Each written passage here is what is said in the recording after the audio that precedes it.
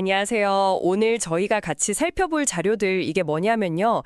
여러 증권사 리포트랑 분석 자료들인데 공통적으로 자사주 많은 기업들 얘기예요. 네, 자기 회사 주식을 회사가 직접 가지고 있는 거 말이죠? 맞아요. 뭐 대신증권, 롯데지주, 부국증권, 신영증권, 인포바인, 텔코웨어 이런 기업들이죠. 최근에 이 기업들 주가가 엄청 움직였잖아요.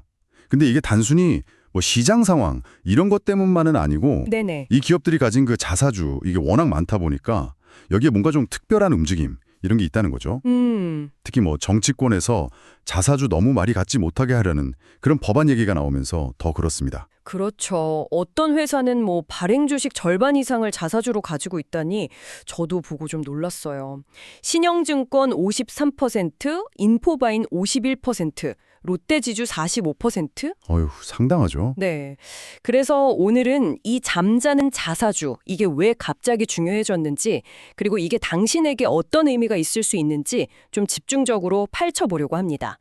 자, 그럼 한번 시작해 볼까요? 네, 좋습니다. 우선 이 기업들 공통점이 자사주 비율이 엄청 높다는 거잖아요. 네, 맞아요. 방금 말씀드린 신영, 인포바인, 롯데지주 말고도 텔코웨어가 44%, 부국증권 30%, 대신증권도 한 23% 정도 돼요. 그렇죠.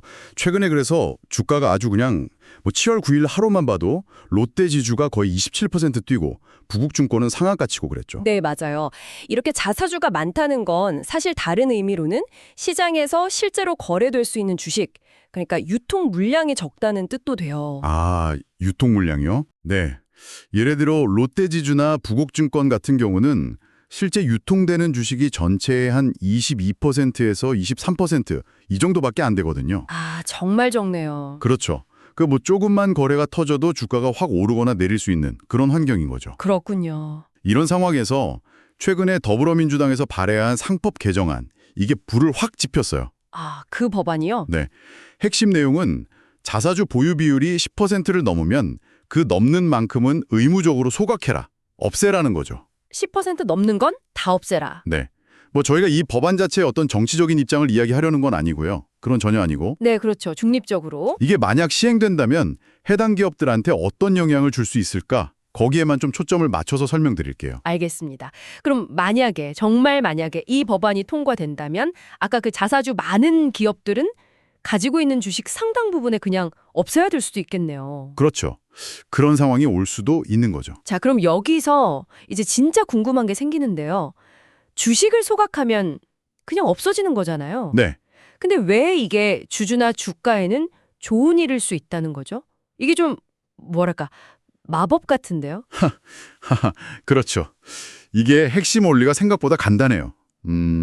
예를 들어 피자가 한 판 있다고 생각해 보세요. 내 피자요? 피자 크기는 그대로인데 이걸 8조각으로 나눌 때랑 4조각으로 나눌 때 한 조각 크기가 다르잖아요. 아, 네 조각일 때가 훨씬 크죠. 맞습니다. 그거랑 똑같아요.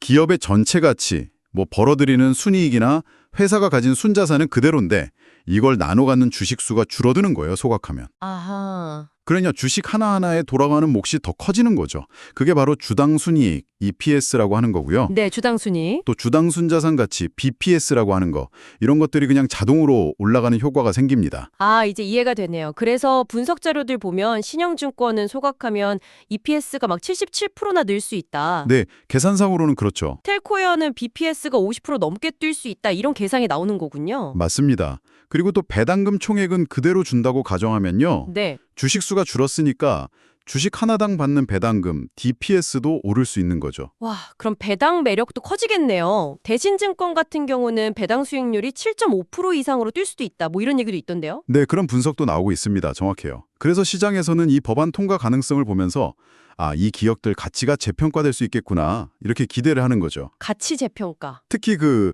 주가 순자산 비율, PBR 있잖아요. 네. 현재 주가를 주당 순자산 가치로 나눈 거. 네, PBR. 이게 일보다 낮은 기업들이 좀 주목을 받아요. 뭐 롯데지주 PBR이 0.43배, 부국증권 0.7배, 신용증권 0.73배 이런 식으로요. 네, 1이 안 되네요. 그렇죠.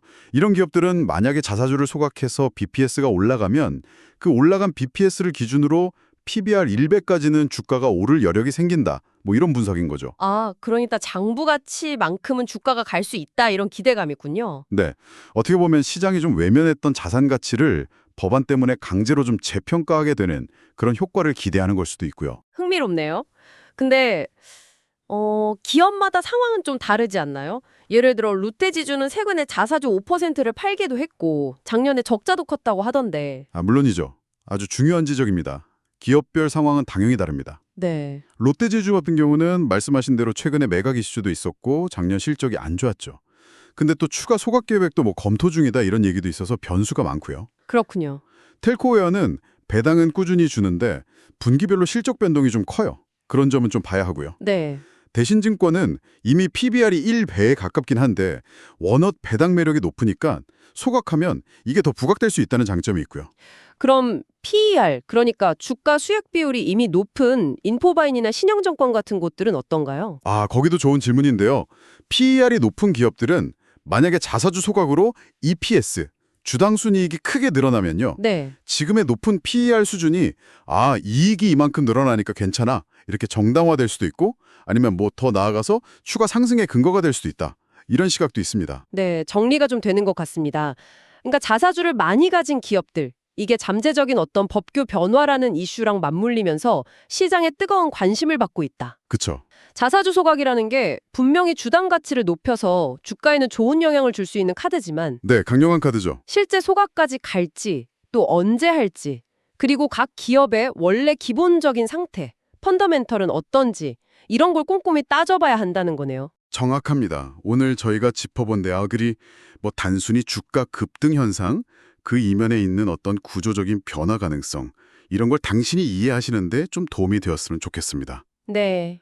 이 법안이 최종적으로 통과될지 어떨지는 아직은 알 수 없지만 그 논의 자체만으로도 시장에는 계속 영향을 주고 있는 건 분명해 보입니다. 네. 마지막으로 이런 질문 한번 던져보고 싶네요. 만약에 정말 이런 자사주 소각 의무화 같은 조치가 현실이 된다면요. 네. 이게 단순히 오늘 얘기한 몇몇 기업들의 주가 문제로 끝날까요? 아니면 그동안 계속 저평가 논란이 있었던 우리 한국 자본시장 전체의 어떤 기업 가치 평가 방식이나 주주 환원 문화, 여기에 좀 더 근본적인 변화를 가져오는 신호탄이 될까요? 이 질문에 대한 당신의 생각이 궁금해지네요.